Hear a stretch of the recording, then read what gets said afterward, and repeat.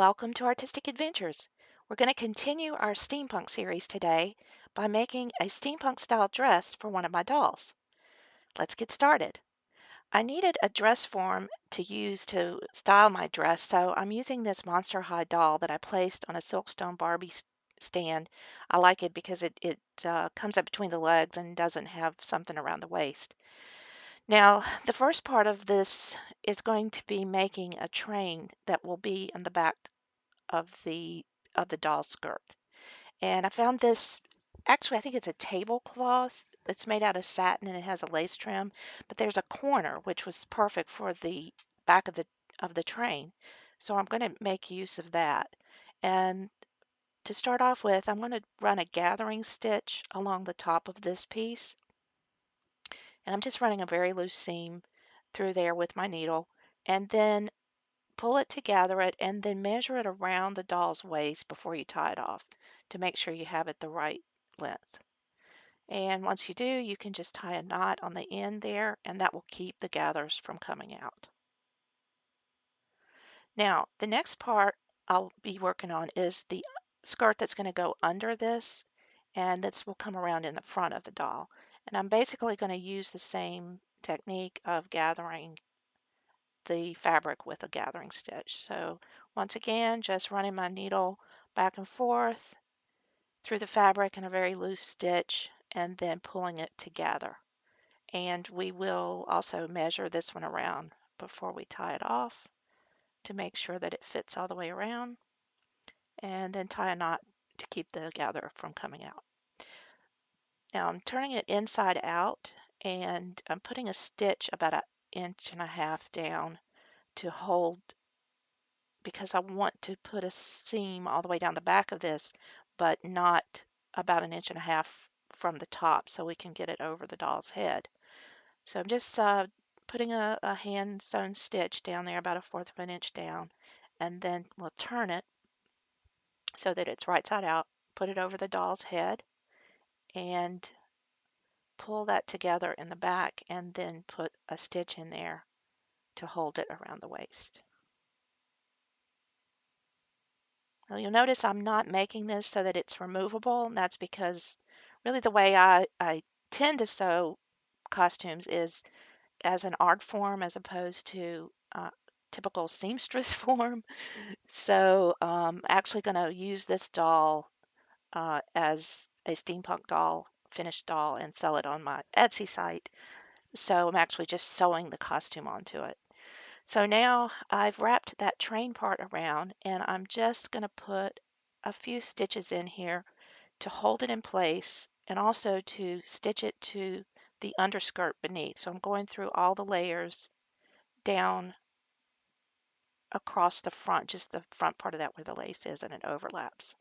Okay, so now we've got that part. And you could use this for other types of costumes, like a period type costume or some sort of elegant ball gown.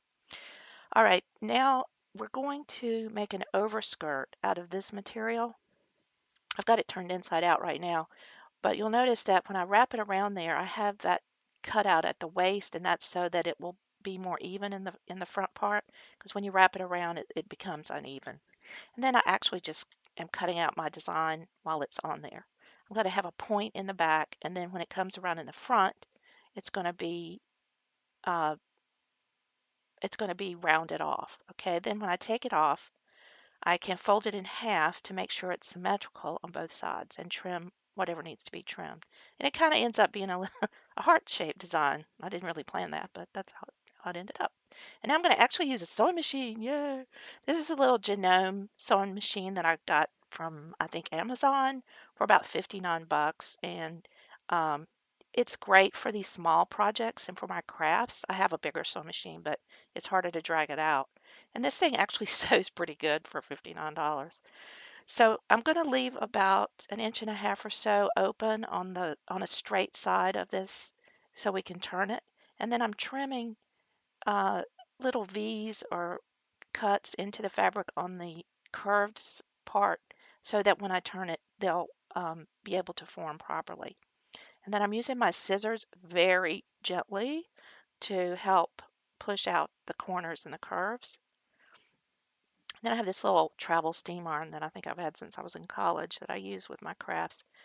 And just roll that fabric back and forth between your fingers so you can get the seam out to the edge. And then you can iron it and it'll stay in place. And that's also very important with those curved edges to get them fully pulled out and then ironed in place. And then the little section that I left open, I'm also going to iron. And now we're going to sew that together now that we have it turned. So I'm going to get a little closer here so you can see how I'm doing this. I'm actually just putting my needle in the middle of the two edges and then going back and forth, catching a little bit of each. And this is just on the inside folded part, not going through to the outside.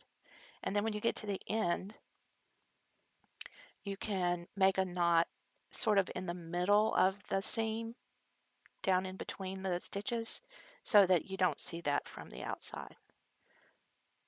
All right, and then we're going to trim that off, and we have our little outer skirt that's lined because we did the two layers back to back. All right, now I'm putting it around here, but the thing that concerns me is because I have the point and the train is a point, I want to make sure those stay even lined up in the back. So I'm pinning them so that as I mess with the front, I don't, screw it up. So now I'm going to pin these back to get them out of the way, and we're going to put a steampunk element in now. Remember those little buckles that we made in one of my videos? Well, we're going to make use of some of those here. I'm cutting out a strip of leather out of this very thin, soft kid leather that will be just small enough to go through those buckles. So I'm cutting out two of those, and then I'm going to cut portions off because we're going to have little straps of leather that help her pull up her petticoat. Because our steampunk heroines frequently have to pull up their petticoats and run or fight with swords or fight off air pirates or something. So, so these are really important. So I'm putting the buckle through and then on one end and gluing that down. And then on the other end, I'm just making a little point. And these I'm just gluing up underneath the part that wrapped around from the back. And then I want to slow this down to show you how I'm doing this. I'm going to pull the skirt up with this part that has the buckle on it. And then right underneath where I put the strip on top, I'm going to glue that underneath part, that other strip underneath there.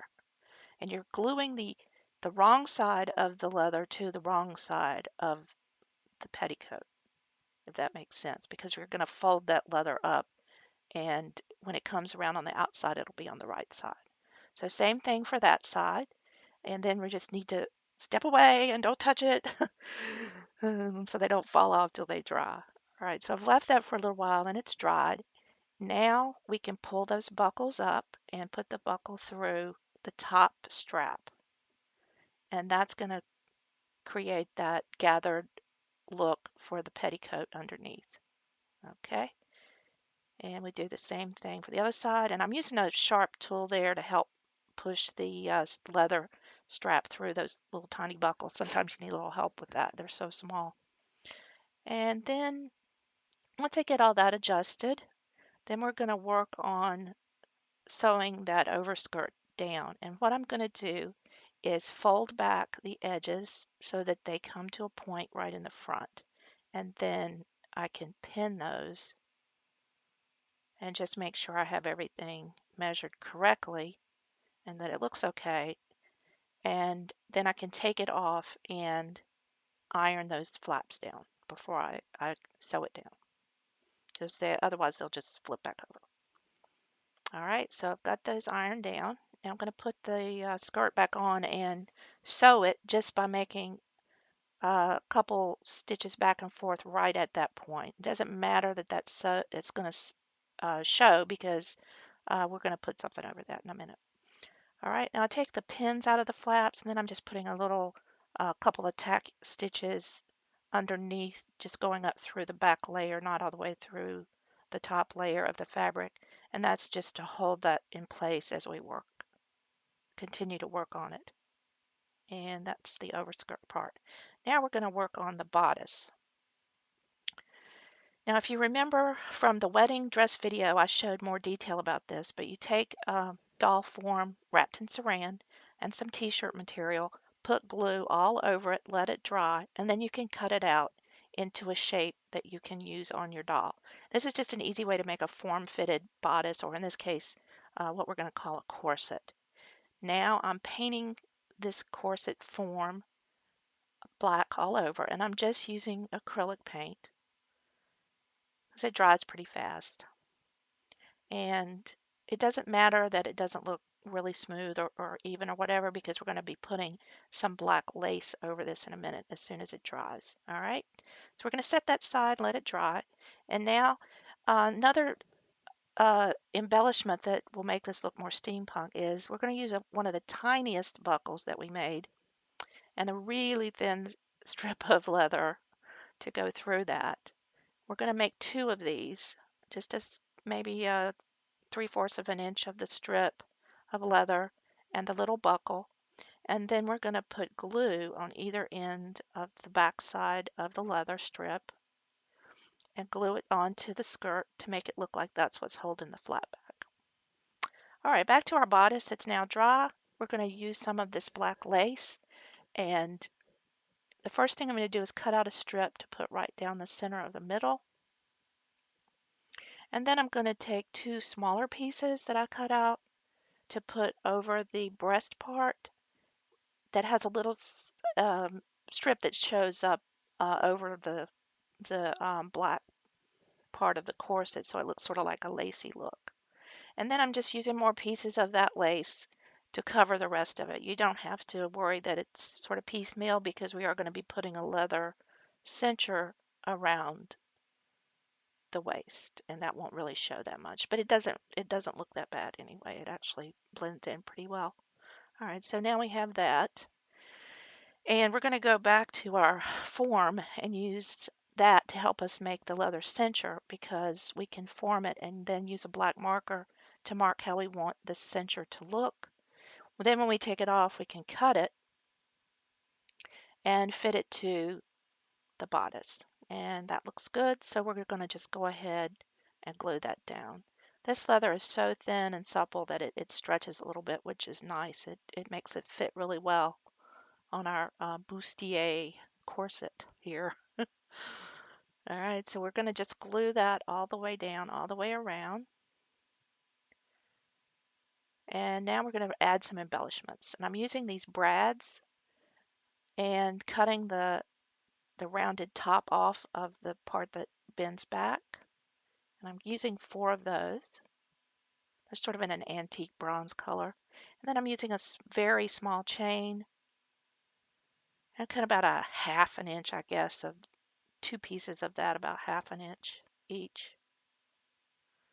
And then take the bodice, put 4 dots of glue. This is my E6000.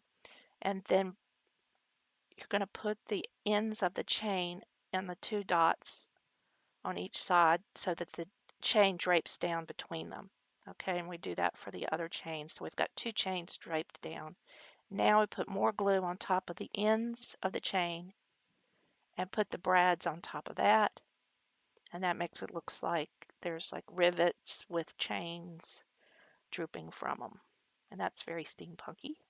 Lots of chains in steampunk. All right, now we let that part dry, and then we can fit it onto the skirt. And just giving it a good fitting there to make sure everything works right. And then I am going to put some glue on the pointed part that comes down in front and glue that to the bottom skirt. And I'm just going to put one stitch in to hold it until it dries. Otherwise, knowing me, I mess it up if I try to sew it while it's drying. And while we're doing that, I'll show you how I made a little coat to go with this. Like I said, I'm not a real great seamstress. I'm more of an artist with this. And I'm just going to cut it out based on the shape of the doll, leaving enough room for the seams. Yeah, so I've just enough seamstress ability to get myself in trouble. So once I have that, we're putting the 2 right sides together, and then we're going to sew the shoulder seams and the side seams, and then I did hem around the edges. Now that it's on the doll, I want to put a couple more things on the jacket. I'm going to attach jump rings to about 1.5 inches of or so of chain. This is a gold chain. And then through the jump rings, I'm putting a little small leather strip that's pointed on one end, and I'm gluing the leather down so that it's glued to the jump ring. And I'm doing that on both sides. So I have this length of chain with the jump ring and then the two leather strips on either side. And we're going to just glue that right to the jacket, and it'll hang down below the corset.